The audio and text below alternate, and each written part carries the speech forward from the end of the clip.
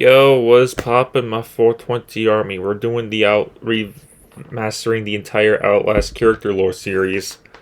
And we're starting with episode 1, Waylon Park, who, well, basically I'm going to kind of do it. I might change up the order of some of the characters' episodes, and, yeah, we're going to do Waylon first, like we did before, and we're going to do Miles Upshur second, because that was just stupid that my random generator decided to save them all the way to, like, the second to last episode. It's like, yeah. So I'm remastering everybody, putting them here on the new channel, and, yeah, so enjoy.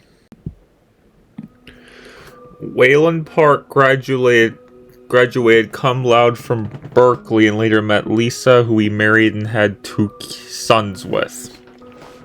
They moved from Boulder, Colorado to Leadville in order for Waylon to take on his 2-week deal with the Murkoff Corporation at Mount Massive Asylum. However, Waylon did not like what he was seeing during his time there and decided to do something about it. He was also not allowed to see his wife and kids due to the illegal experiments happening at the asylum.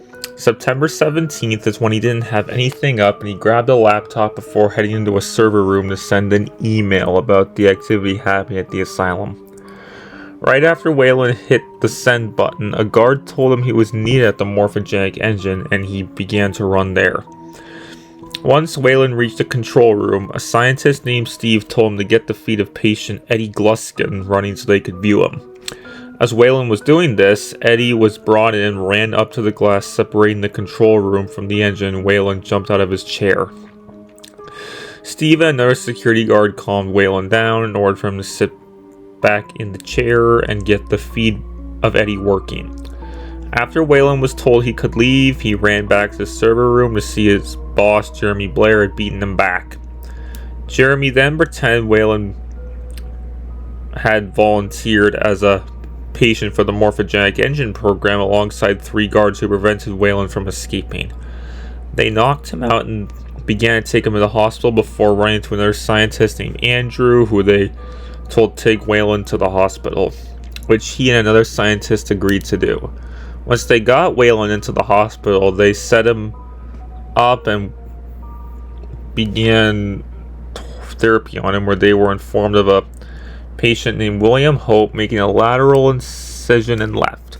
Waylon was stuck watching the therapy till the cuffs on his chair freed him, and he witnessed a paranormal entity called the Wall Rider kill a patient in the cell next to him before the room went dark. Waylon grabbed a camcorder set to record him and was freed by another escaped patient. He then went through the hallways before being chased to a therapy room and was given the option to leave, which he did before being chased into a vent. Waylon crawled through said vent and overheard 2 guards talking about a radio in the asylum's prison. He wandered to a kitchen after a while to see a cannibal named Frank Manera eating a body and left the kitchen disgusted. However, Frank began chasing after Waylon while looking for a key and even tried to cook him in a furnace.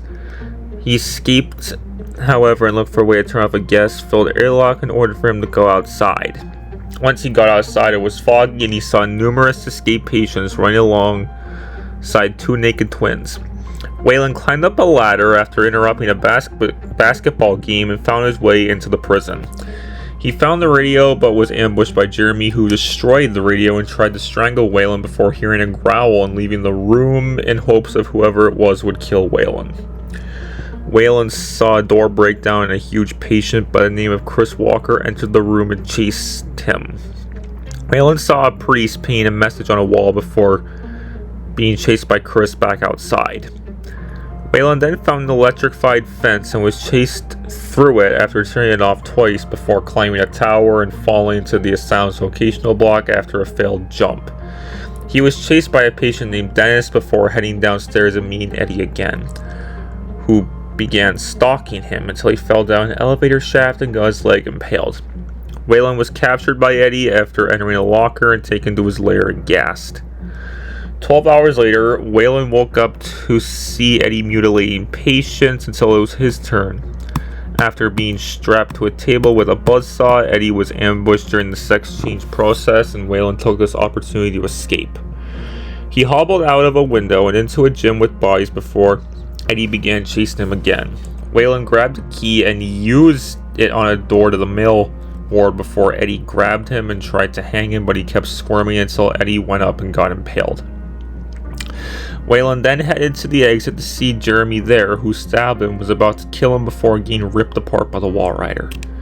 Waylon then headed outside to a Jeep Wrangler before seeing the Walrider coming out and quickly turned the car around to escape. Waylon ditched the car at a truck stop and got his legs treated before heading somewhere to get the footage he got at the asylum uploaded. He ignored the warnings and uploaded the footage anyway before gathering his family and burning down his house before also deciding to lay low for a while.